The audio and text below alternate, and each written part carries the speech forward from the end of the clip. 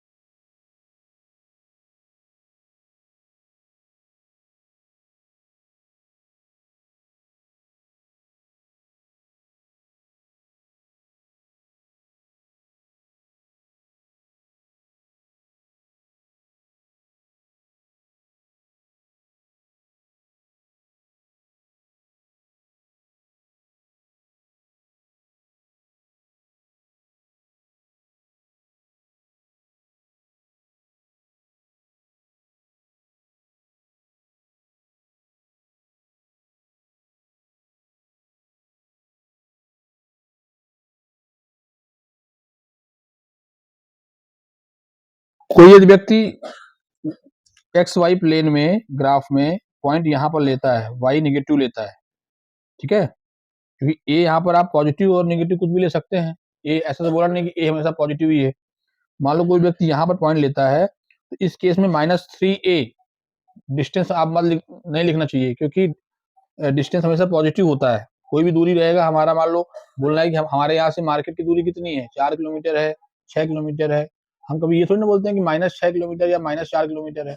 दूरी हमेशा पॉजिटिव में ही अपने को लेना है, दूरी निगेटिव में नहीं लेना है। तो यहाँ पर ऑप्शन नंबर ए करेक्ट होगा। नेक्स्ट क्वेश्चन देखते हैं। इसमें बोला है कॉसेक ए 4/5 है, ठीक, तो tan a की वैल्यू फाइंड आउट करना है। तो दो मेथड हैं इसमें, एक तो ट्रायंगल बना के कर लीजिए आप, पंडित बद्री प्रसाद हरी हरी बोले, है ना। तो यहाँ पर कॉसेक कॉस दे रखा है, मतलब बेस अपॉन हाइपोटेन्यूज, ये 4 है, ये 5, ये दे रखा है कॉस से 4/5। तो यहाँ पर पाइथागोरस लगा के ये फाइंड आउट कर लेंगे, 3 आएगा। तो यहाँ से tan a निकाल सकते हैं, परपेंडिकुलर बेस, परपेंडिकुलर 3 है, बेस है 4, तो ये हमारा आंसर आ जाएगा। दूसरा method 1 plus tan square theta हमारा होता है सेक स्क्वायर थीटा, अपन ने पढ़ा है। तो tan स्क्वायर a हो जाएगा सेक स्क्वायर a -1, कॉस दे रखा है 4/5, तो सेक हो जाएगा 5/4 रेसिप्रोकल, तो 5/4 का स्क्वायर -1 ये हो जाएगा 25/16 -1, 25 - 16/16 एलसीएम लेके, तो 9/16 ये है हमारा tan स्क्वायर a। तो यहाँ से tan a आ जाएगा ±√9/16, ठीक है। तो इसका रूट लेंगे तो 3/4 आएगा प्लस माइनस में। प्लस अपन क्लास 10 में माइनस वाला तो पढ़ते ही नहीं है, तो जो 0 से और 90 डिग्री के बीच में हमारा सेक कॉस tan सब पॉजिटिव होता है ना। हमारे ऑप्शन में भी नहीं दे रखा है माइनस माइनस प्लस माइनस का, तो हमारा यहाँ पर tan है, यहाँ पर 3/4 हमारा करेक्ट आंसर हो जाएगा, ठीक है। तो एक ट्रायंगल वाले मेथड से भी कर सकते हैं, और दूसरा जो अपन फार्मूला पढ़ते हैं उससे भी कर सकते हैं। चलिए दूसरा नेक्स्ट क्वेश्चन क्या दे रखा है, 2 tan a = 1, then find value of cot a plus cot tan a plus cot a। तो देखिए, तो यहाँ पे क्या होगा, साइन ए हो जाएगा 1/2, है ना, 2 को इधर लाएंगे तो, ठीक है। तो साइन ए 1/2 कितने में होता है, साइन 30, एंगल ए कितना आएगा 30 डिग्री, तो साइन 30 की डिग्री जो साइन 30 डिग्री की वैल्यू होती है 1/2, ठीक है। तो ए एंगल आ जाएगा, एंगल ए कितना है 30 डिग्री, ठीक है। तो tan a plus cot a की बताना है, मतलब tan 30 प्लस cot 30 डिग्री की वैल्यू बताना है। तो tan 30 डिग्री कितनी हो जाएगा 1/√3, cot 30√3, ठीक है। तो यहाँ पर देखिए ऑप्शन मैच करते हैं, इसमें अभी सॉल्व करना पड़ेगा। तो √3 एलसीएम ले लीजिए, तो 1 + 3 आ जाएगा, है ना, तो जाएगा 4/√3, ये ऑप्शन बी करेक्ट हो जाएगा। नेक्स्ट क्वेश्चन बोल रहा है, a point on a ground which is 60 meter away from the foot of vertical tower, angle of elevation of top of the tower is found to be 45 degrees, then find the height of the tower। बोला कोई एक tower है, ठीक है, ऐसे ground में खड़ा है टावर, और एक कोई पॉइंट है जो कि फुट ऑफ वर्टिकल टावर से 60 मीटर दूर है, मतलब इस पॉइंट की इस टावर से दूरी 60 मीटर और एंगल ऑफ एलिवेशन बोल रहा है 45 डिग्री है ना। ये 90 डिग्री होगा, क्योंकि यहाँ पर ग्राउंड से सीधा खड़ा है, तो 90 डिग्री होगा। पूछ रहा है हाइट ऑफ टावर, मतलब ये इस टावर की हाइट पूछ रहा है, तो यहाँ पर tan 45 लगा दीजिए।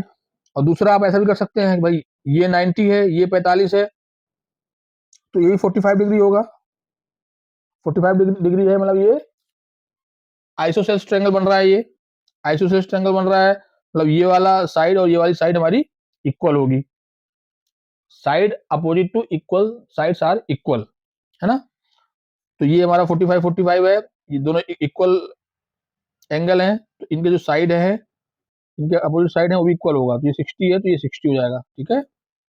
नहीं तो tan 45 यहाँ लगा लीजिए, tan 45 कितना जाएगा h/60, tan 45 वैल्यू 1 होती है, h/60, h यहाँ पर 60 डिग्री आ जाएगा, ठीक, ऐसे भी कर सकते हैं।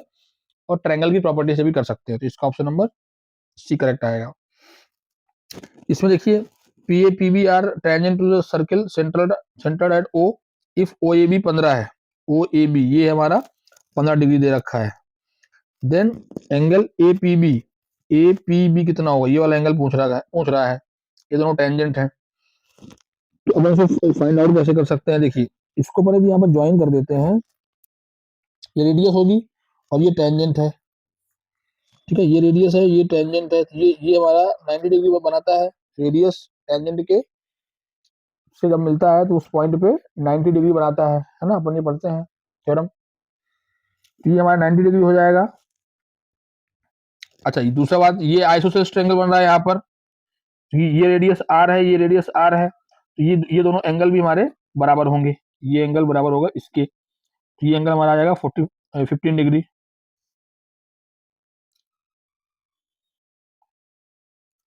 ठीक है, ये 15 होगा और ये 90 है, तो ये वाला एंगल हमारा कितना आएगा, ये वाला एंगल 75 डिग्री। ऐसे ही ये 90 है और ये 15 है, तो ये वाला एंगल कितना आएगा 75 डिग्री। ठीक है, अब इस ट्रायंगल में देखिए, ट्रायंगल ए पी बी में देखिए ये 75 है, मतलब ये दोनों का सम कितना है 150 डिग्री। संगल ट्रायंगल की जो एंगल वाली प्रॉपर्टी होती है 180 डिग्री होता है, तीनों एंगल का जो सम होता है 180 डिग्री होता है, इन दो एंगल का सम कितना है 150, तो इसका जो एंगल कितना होगा 180 माइनस 150 मतलब 30 डिग्री होगा ना, तो इसका ऑप्शन नंबर ए आ जाएगा करेक्ट। अब इस वाले में देखिए पी ए और पी बी जो है tangent to circle centred at O है, if A O B 130 degree है, तो एंगल ये वाला एंगल फाइंड आउट करने का पूछा है। ये देखो रेडियस है, ये टेंजेंट है, ये हमारा 90 डिग्री होगा, यहाँ पे भी 90 डिग्री होगा। अब ये हमारा एक क्वाड्रिलेटरल है, क्वाड्रिलेटरल का चारों एंगल का सम होता है 360, है ना, 3 एंगल पता है हमको, चौथा एंगल निकाल लेंगे। ठीक है, जब angle A plus angle O plus angle B plus angle B, इसका सम है 360 डिग्री। एंगल ए हमारा 90 डिग्री होगा, टेंजेंट रेडियस पर 90 डिग्री बनाता है, और एंगल ओ 130 दे रखा है, एंगल बी 90 दे रखा है, एंगल पी फाइंड आउट करना है, तो यहाँ से एंगल पी हो जाएगा 60 माइनस 180 है, ये 180 और 130 270 है, 270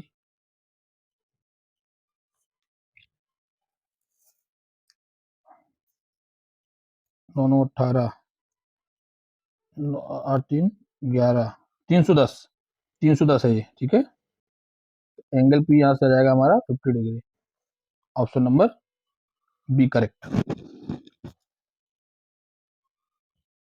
अगला क्वेश्चन देखिए, area of segment of circle of radius R and centre angle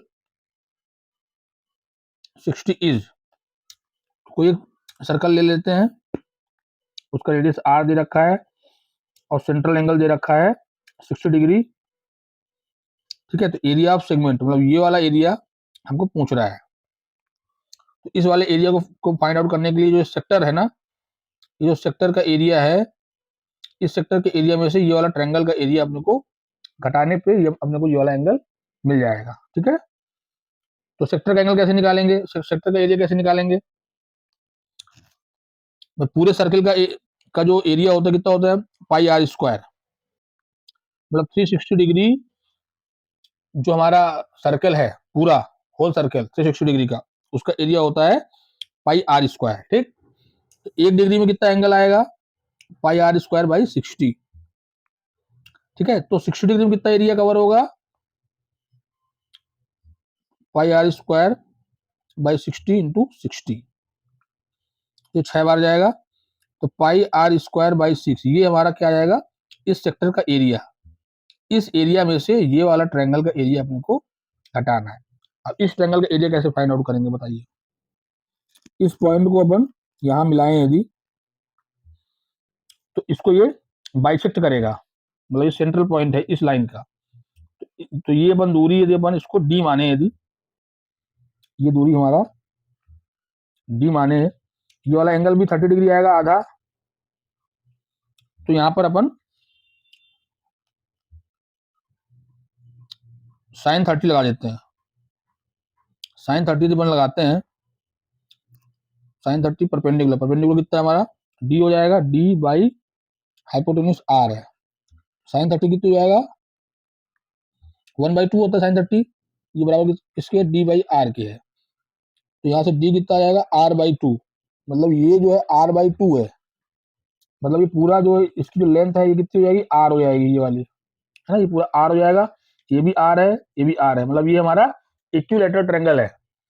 equilateral triangle का एरिया पता होता है वो कितना होता है, √3/4a²। तो ए यहाँ पर साइड कितनी है, r है, तो r² कर लेते हैं। तो ये हमारा ट्रायंगल का एरिया आ गया। इसको अपने को इस सेक्टर के एरिया से माइनस करना है। तो 3/4r², ये हमारा ऑप्शन देखो, πr²/6 minus √3/4r²। Option C हमारा करेक्ट है। अगले में क्या पूछा है, hemisphere bowl is made of steel of thickness 1 centimetre, outer radius of bowl is 6 centimetre, the volume of steel used. एक हेमिस्फीयर बाउल है, ये बाउल बना लिया हमारा हेमिस्फीयर बाउल, ठीक है। इसमें जो आउटर थिकनेस भी दे रखा है 6 सेंटीमीटर की, ठीक है, ये 6 सेंटीमीटर है। रेडियस ऑफ आउटर रेडियस मतलब 6 सेंटीमीटर दे रखा है, थिकनेस 1 सेंटीमीटर है, इसकी मोटाई जो है 1 सेंटीमीटर की मोटाई है, ऐसा कुछ है ना। ये हमारा 1 सेंटीमीटर का इसका थिकनेस है, मतलब अंदर वाली रेडियस कितनी हो जाएगी हमारी 5 सेंटीमीटर की। तो आउटर जो हमें हेमिस्फीयर है आउटर वाला, उसका बलून माइनस अंदर वाले का बलून कर देंगे, तो हमको फाइंड आउट हो जाएगा कि ये वाला बलून वॉल्यूम कितना है, ठीक है। तो हेमिस्फीयर आउटर वाला माइनस हेमिस्फीयर इनर वाला, इसका जो हमारा हमको वॉल्यूम जो है माइनस माइनस करना है। तो हेमिस्फीयर का बलून का फॉर्मूला क्या होता है, 2/3πr³, ठीक है। तो बाहर वाले के लिए आर हमारा कितना है, 6 होगा, 6³ और इनर वाले के लिए इसका रेडियस 5 हो जाएगा, 1 सेंटीमीटर की थिकनेस है, आउटर वाले का रेडियस दे रखा 6 सेंटीमीटर, तो अंदर वाले का रेडियस हो जाएगा 5। इसको अपन यहाँ से 2/3π कॉमन ले लीजिए, 6³ माइनस 5³, 2/3π, 6³ कितना होता है हमारा 216 और 5³ 125, तो ये माइनस करेंगे तो ये हमारा 91 आएगा, 91। तो ये मल्टीप्लाई कर लीजिए, 2 9 दूनी 18/3, 182π/3 इसका आएगा रिक्वायर्ड वॉल्यूम जो है हमारा, मतलब हमारा ऑप्शन नंबर 20 करेक्ट। नेक्स्ट, इसमें मीन मीडियन दे रखा है और मॉड पूछ रहा है। हमको फार्मूला पता है, इसका एक याद करने का तरीका भी था। एक मोड़ पे 3 मैडम मिली जो 2 मीन थी, ठीक है, मैडम मतलब मीडियन, ये याद करने का एक तरीका है इसका। इस फार्मूला रख दीजिए, मोड फाइंड आउट करना है, 3 मीडियन, मीडियन कितना दे रखा है 43.5 माइनस 2, मीन कितना है 43। तो ये सॉल्व करेंगे आप, तो ये आ जाएगा आपका 44.2, ठीक है, कैलकुलेट कर लीजिएगा, ये आएगा ऑप्शन सी करेक्ट। अब 18 देखिए, find the probability of for a randomly selected number out of this to be a composite number. बोल रहा है 1 से 25 की जो संख्याएं हैं उसमें अपने को एक कोई नंबर अपन ने फाइंड आउट करा है, निकाला है या सिलेक्ट करा है, तो उसकी हमको प्रोबेबिलिटी बताना है कि वो एक कंपोजिट नंबर होगा, ठीक है। तो फेवरेबल आउटकम हमारा क्या है, कंपोजिट नंबर। अब कंपोजिट नंबर कौन कौन से होंगे इसमें से, सबसे छोटी कंपोजिट नंबर होगी 4, ठीक है। 4 के बाद फिर अगला होगा 6, 8, 9, 10, 12, 14, 15, 16, 18 होगा, 20 होगा, 21, 22, 24 और 25। ये नंबर होंगे हमारे कंपोजिट नंबर। 1, 2, 3, 4, 5, 6, 7, 8, 9, 10, 11, 12, 13, 14, 15। तो 15 संख्याएं ऐसी हैं जो कंपोजिट नंबर होंगी। तो प्रोबेबिलिटी कितनी आएगी इसकी? 15 बाई टोटल संख्याएं कितनी है? 25। तो ऑप्शन नंबर ए करेक्ट होगा। ठीक है, तो आपको यदि और भी सेट के सॉल्यूशंस चाहिए और आगे जो पार्ट हैं section A B C D, उसके भी सॉल्यूशंस प्रोवाइड करवा देंगे। यदि आप हमें कमेंट में लिखेंगे तो आपको जरूर प्रोवाइड करवाएंगे। और आपने यदि कोई और सेट का एग्जाम दिया है तो हमारी इस मेल आईडी में मिश्रा की पाठशाला @gmail.com में अपना क्वेश्चन पेपर भेज दीजिए। आपको हम सोल्यूशन प्रोवाइड करवा देंगे। और हमारे चैनल को लाइक करें, शेयर करें, सब्सक्राइब करें, ताकि आपको इस प्रकार के एजुकेशनल वीडियोस मिलते रहें। Thank you.